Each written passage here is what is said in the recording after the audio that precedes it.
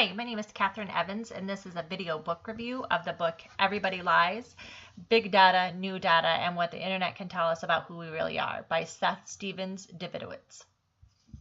Seth's attempt to spark interest in utilization of Google searches in relation to human behavior is really thought-provoking. He does a great job of approaching normally taboo subjects with refreshing directness and gives interesting facts and data on things that he's collected throughout his work, as well as the implications that that data might have on a variety of subjects ranging from racism and abortion to sexual preference and identity to baseball and social media. Much of this data takes subjects that we thought that we knew and points to completely opposite truths about them. Early on in the book, Seth makes some very profound statements, including that he is now convinced that the Google searches are the most important data set ever collected on the human psyche. And after reading this book, I might actually agree, at least to some extent. He's very clear in the book that the major reason that Google search data is so valuable is not because there's so much of it, but rather because people are so honest in the information that they search on Google. And I would tend to agree with this observation. However, I do think that there's more variation in the interpretation of this data than the book really indicates or lets on. There are many ways to interpret search data, and who's to say what the correct interpretation is? This seems to be an area of gray with me.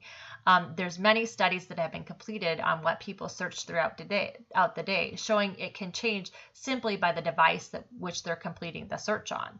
In addition, multiple people have completed work and articles on what big data can tell us about human behavior, including an article by Martin Zwilling that comes back to the basic principle that data is just that, data.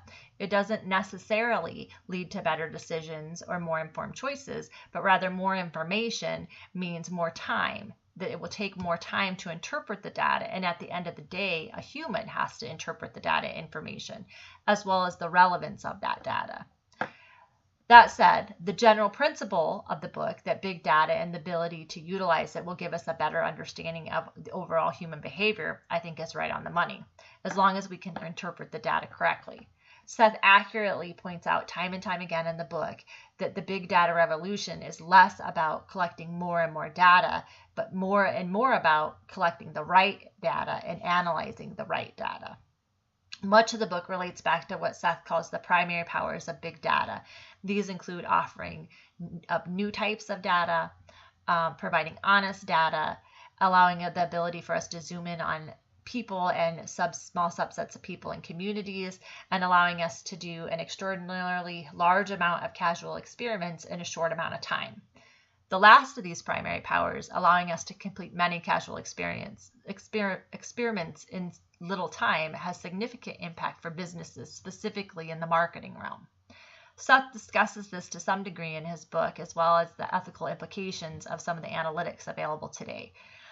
The resources and availability to businesses, that even small businesses, to Google Analytics in relation to what will make you purchase more product on their website, what will make you click more buttons online, it's mind-boggling. Really, just Google it.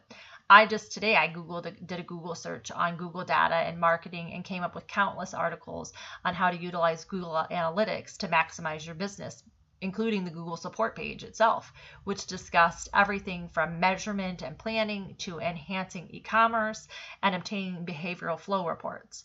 This information is widely available to any business that has the wherewithal to look for it.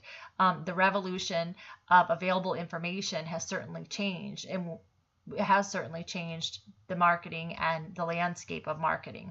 Whether that's good or bad for the general public remains to be seen, but either way, big data, Google search analytics, and programs that are designed to hone in on this information is changing the landscape of the world that we live in today. In Everybody Lies, Seth talks about the good, the bad, and the ugly truths about big data, what it can tell us about ourselves, the world that we live in, as well as how we might be able to harness and utilize this information for the greater good, how we might be able to better understand our subconscious prejudices and consciously use that information to create solutions to some of society's biggest problems. At the end of the day, this book was a good read, and while I may not agree with everything in it, I am convinced that Google search data is relevant in a way that I had not previously imagined. This book stretched me to think about things that I had never considered before, and in a way that was meaningful and relevant.